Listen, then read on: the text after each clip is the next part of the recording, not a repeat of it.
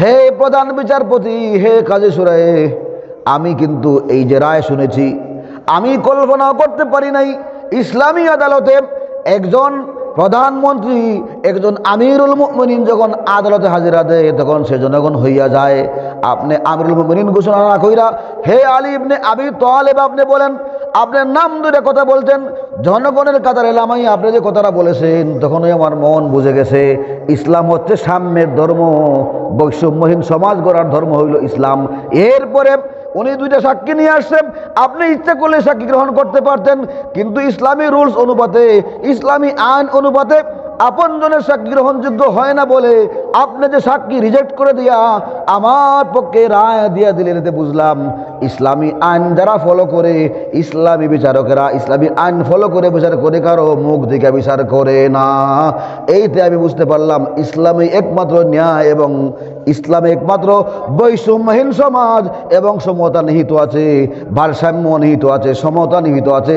এই কারণে আমি ইসলামের এই সুন্দর জীবন বিধান থেকে দূরে থাকতে চাই না। এই মুহূর্তে আমাকে কালিমা পড়াইয়া মুসলমান বানাইয়া দাও। এই হলো ইসলামের সমাজ ব্যবস্থা, ইনসাফের সমাজ ব্যবস্থা। এই ইনসাফ ইসলামী রাষ্ট্র ব্যবস্থায় সবচেয়ে বড় যে গুণ হয় সেটা নাম হলো ইনসাফ। সেখানে রাজা এবং প্রজার মধ্যে কোনো তফাৎ থাকে না, জনগণে আর এমপি মন্ত্রীর মধ্যে কোনো পার্থক্য থাকে না। আপনারা অনেক কাহিনী আমার কাছ থেকে শুনেছেন।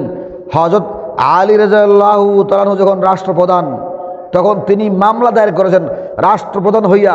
প্রধান বিচারপতি চিফ জাস্টিস হযরত কাজী সুরাহের কাছে বিচার দায়ের করেছিলেন যে আমার বর্ম, আমার জিহাদে আমি যে পড়ি, আমার লৌহ বর্ম সকলে চিনে আমার লৌহ বর্মটা, আমার লোহার পোশাকটা, এটা এক ইহুদি নিয়ে গেছে, ইহুদির কাছ থেকে আমি ফেরত চাই। তিনি বললেন আপনি চাইতে পারেন ঠিক, মামলা ঠুকেছেন ঠিক, কিন্তু নিয়মতান্ত্রিকভাবে আদালতের ফয়সালা হলো আপনার পক্ষে সাক্ষী লাগবে। কি লাগবে? সাক্ষী লাগবে। ও আচ্ছা, আপনাকে আগামী 10 তারিখে তারিখ দিলাম, 10 তারিখে আসবেন, সাক্ষী নিয়ে আসবেন। এইদিকে নোটিশ পাঠাইলেন ওই ইহুদির কাছে। মদিনার আশপাশে ইহুদিরা বসবাস করতো, বনি কায়নুকা, বনু নজির। কাজী সুরাহ তিনি নোটিশ পাঠাইলেন ওই ইহুদির কাছে যে আপনার বিরুদ্ধে অভিযোগ, আপনি নাকি আলী রাদিয়াল্লাহু তাআলা আমিরুল মুমিনিন, তার লৌহ বর্ম আপনি নিয়ে গেছেন, আপনি অভিযুক্ত হয়েছেন, সুতরাং আপনার পক্ষেও এইটা যে বর্মটা আপনার, তার পক্ষে সাক্ষী নিয়ে প্রমাণ নিয়ে উপস্থিত থাকবেন। এখন ওই 10 তারিখে আদালতে সকলে হাজির। হযরত কাজী সুরাহ তিনি বিচার শুরু করবেন। আলী রাদিয়াল্লাহু তাআলা বললেন যে আমি একটু কথা বলতে চাই। কাজী সুরাহ বললেন আপনি পরে বলেন, আপনি তো বলে ফেলছেন একবার, এখন আমরা শুনবো জবাব যে উনি কিভাবে ওইটা পাইলো, এটা কেমনে মালিক হইল। তো উনি বলে এটা আমি মালিক, আমি বাজার থেকে কিনেছি, আমি আমার বাজার থেকে এটা কিনে আনছি, আমার পক্ষে এই দুজন সাক্ষী।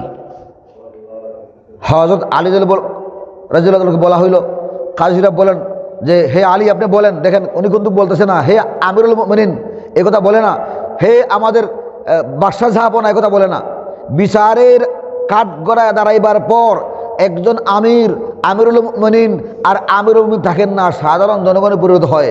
ইনি বলতেন হে আলী ইবনে আবি তালেব, আপনার সাক্ষী উপস্থাপন করুন।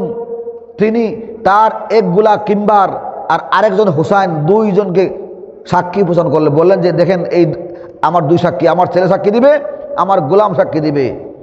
কাজী সুরাহ বিচারপতি বললেন দেখেন ইসলামী আদালতে সাক্ষী হওয়ার জন্য নিজের আপনজন না হওয়া শর্ত।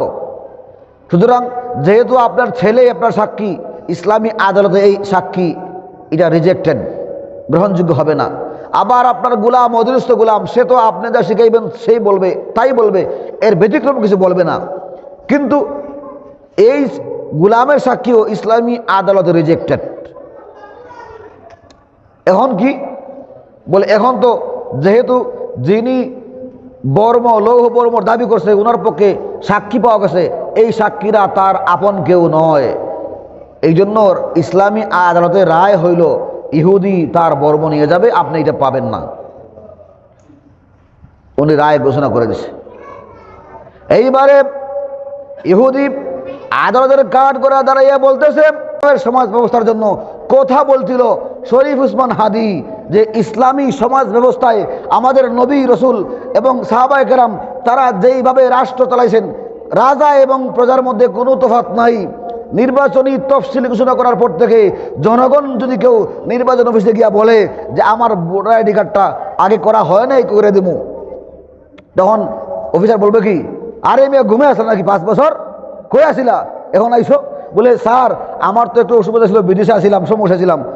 সে শুনবো না আপনার কথা, গরিমসি করবো, আপনার কাছে ঘুষ খাওয়ার চিন্তা ফিকির করবো। গিয়া যদি বলেন যে আমার নাম একটু পরিবর্তন হয়ে গেছে, আমার নাম পুরুষের নাম, আমার নাম মহিলার নাম এসে গেছে, একটু বদলাই দেন, বলবো আগে এলে না লাগে, এখন কিসের আসছো, এখন সব টাইম শেষ। কিন্তু যদি বড় রাঘব বোয়াল হয়, অফিসাররা আগে লগে অফিস খুইলা আর কম্পিউটার অন কইরা নেট কানেকশন দিয়া বসে থাকে যে এখন উনি আসতেছে, আসলে পরে উনার বুড়ার আইডি কার্ড তৈরি করতে হবে, উনাকে বুড়ার বানাইতে হবে, উনাকে এই করতে হবে সেই করতে হবে। এইটা ইনসাফের সমাজ নয়, ঠিক না বে ঠিক? ইনসাফের সমাজ এটা নয় যে জনগণের জন্য এক আইন আর নেতার জন্য আরেক আইন।